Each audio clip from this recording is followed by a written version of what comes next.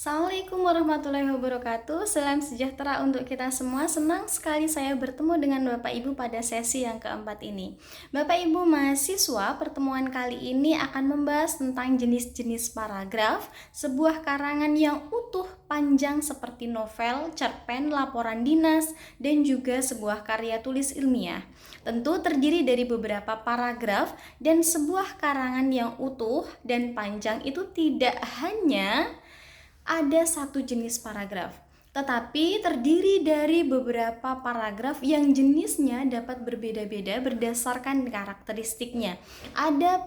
Apabila paragraf-paragraf dalam sebuah karangan yang utuh tersebut, kita ambil satu atau dua paragraf, tentu dapat terlihat perbedaan jenisnya. Sebuah paragraf yang baik dan utuh dalam sebuah karangan maupun terlepas dari sebuah karangan, jenis-jenis paragraf itu dapat dibedakan menjadi beberapa hal. Yang pertama, letak atau posisi paragraf dalam karangan, letak atau posisi kalimat topiknya, teknik pemaparan paragraf dan pengembangan paragraf.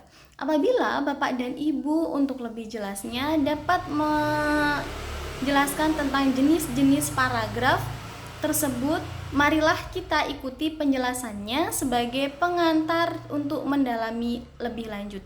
Terima kasih atas perhatiannya. Assalamualaikum warahmatullahi wabarakatuh.